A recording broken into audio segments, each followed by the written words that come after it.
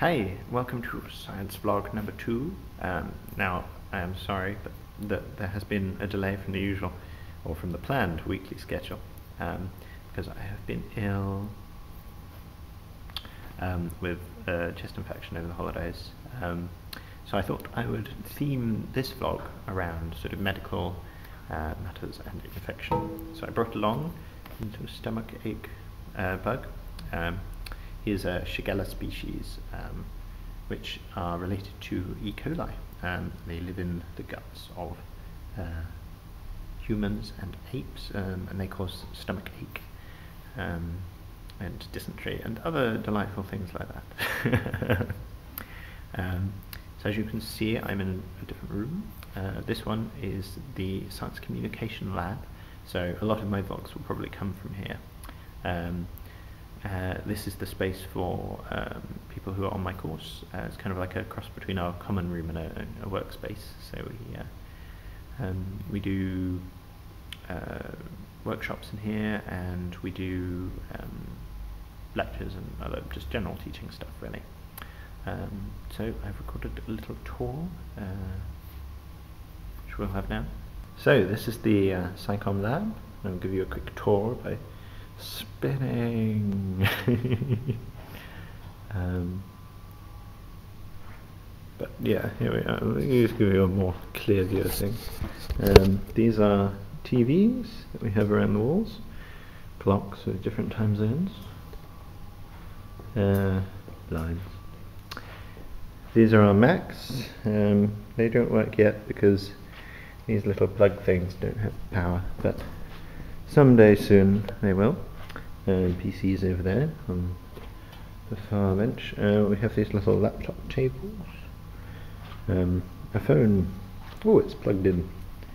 Exciting. Got some whiteboards, data projectors, and this sort of little sofa area here where I have my stuff. So yeah, that's the SciComm Lab. So my other reason for doing an infection themed vlog is the news that a variety of tuberculosis has been found in India that does not respond to any drugs that we have available. It is resistant to all the antibiotics that the doctors there have tried to use on it. Now only about 12 people are infected at the moment, and 3 have died. But because the people who have this strain of TB came from the slums in Mumbai, there's a very, very, very high chance that the disease is already spread widely amongst that particular group. Now, the problem really when it comes to TB with resistance to drugs is that you need to take a 6-month course of antibiotics in order to get rid of the disease, and given that people already have enough trouble staying on a course of antibiotics for just a few weeks till the end, because of the classic problem of you feel better so you stop taking the drugs when you still actually have the disease inside you, people are even more likely to stop a 6-month course. Now the problem with this is that if you take an antibiotic for less than the prescribed amount of time, then you kill off lots of the bacterium that cause the disease, but not all of them, and the ones that are left are the ones that are really good at living in an environment where that antibiotic is floating around. Then if you stop taking your antibiotic, those ones will then either grow up inside you and reinfect you, or they will be passed on to someone else, and then when that person takes their antibiotics, either they won't work, or if that person stops earlier, there's even more resistance generated, and so on. The other issue is that bacteria can swap genes to other bacteria using what are called plasmids, which are little rings of DNA that sit inside the bacterium, and they're separate from the main genome.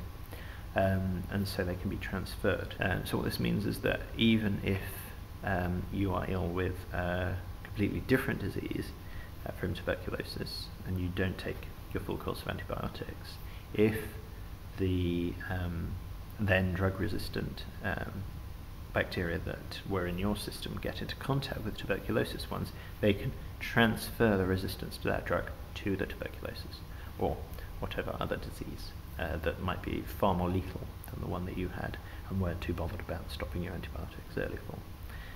So that's why you should always take the full course. So as you probably can tell, I am back at uni now after my holiday. We're getting into our second semester now. We don't have any spring exams, so we're straight back to work.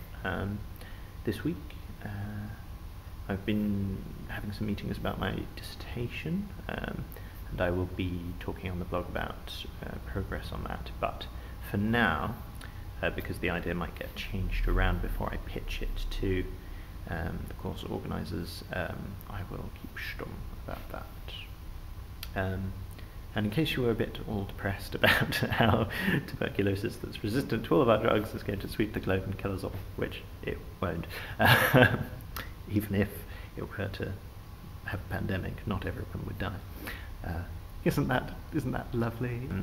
Some researchers from Massachusetts have found a way to reduce the toxicity of drugs that cause liver failure when an overdose is taken of them, like paracetamol. And what they've done is they've looked at mice and they've genetically modified them so that a specific gap junction is called, which is like a little channel between two cells which they send communication molecules along. They've basically managed to close off or separate that gap junction between liver cells. So if a liver cell comes into contact with too much of the drug and begins the sort of inflammation response to that, then it would use those gap junctions to spread that inflammation signal to the rest of the liver. Now, normally this would be a good thing because it mobilizes your immune system and it mobilizes the liver to deal with the poison. But in the case of some drug overdoses, or where drugs are toxic to the liver, it causes liver failure and the liver shuts down because of this inflammation response spreading to the whole thing. So what the researchers have done is closed off this gap junction, and it means that the mice can survive an otherwise lethal dose of paracetamol. And then what they did was to look into ways to block the gap junctions, but without having to be genetically modified. So they identified a drug that did this and found that it was able to protect healthy mice from the toxic effects of the overdose, even if it was administered after the overdose had occurred. So that's promising as a new treatment for people who have overdosed on drugs to stop their livers from shutting down. And also there's quite a lot of drugs that don't pass medical trials because they are too toxic and cause liver failure. And this would allow people to explore the possibilities of actually using those drugs to treat diseases, because as long as you took this gap junction blocker at the same time, then you wouldn't have the detrimental effects. Obviously the risks associated with this are probably quite large, and we don't actually yet know the side effects of blocking those gap junctions. So it's probable that those kind of drugs will only be used at first for really serious diseases that would kill you anyway. Speaking of diseases that would kill you, researchers from the American military have found a way to vaccinate against anthrax, but rather than using the usual method of the antibody, they are using the bacterial capsule, which is a kind of sheath that it creates around itself to stop it from being eaten by white blood cells that whose purpose is to sort of engulf invading microorganisms. And by injecting just the capsules and not bacteria or the toxins associated with it, into monkeys, they've been able to produce an immune response and resistance to the disease. So that's promising. So next they're going to do a larger study to look at different doses so that they can find out which amount of capsules will produce the immune response. And finally, something physiological perhaps, but not necessarily disease related. Researchers from Massachusetts have found out how the blood-brain barrier cells expand as the brain develops. Now the blood-brain barrier is a kind of layer of cells that keeps the brain's hormones and signals and neurotransmitters on the one hand in the brain, and keeps the body's pathogens and other cells that are in the blood away from in the body. And this sort of layer of cells needs to not have any gaps in it, and if the cells were to divide normally when the brain is developing, then they would cause little cracks in their layer, and that would cause the barrier to break down. So instead what they do is they replicate their DNA, but they don't split into two. And each time they replicate their DNA, they can get bigger, but without disrupting that sort of continuous layer of cells. And this even works when the expansion of the brain is kind of out of the ordinary, as with a tumour.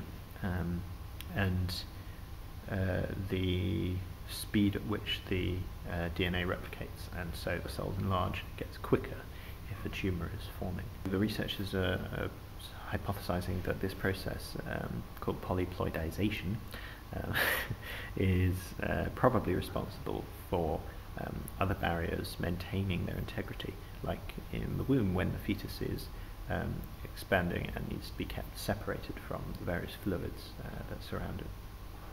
So I hope you found that interesting. I'm currently reading, well, I've just been lent Flat Earth News to read, and I'm also reading in fiction a collection of the Brothers Grimm tales, which is interesting, but there's lots of little ones, so it's quite good to dip into now and again. And I'm going to go and see The King and I at the Lyceum this evening, so that should be fun. Oh, and it was a sandpiper, but I'm not sure precisely which species. I think it might have been a least sandpiper, but then I did some research and they seem to only turn up in America, so oh well. Suffice to say, it was definitely a sandpiper. Right.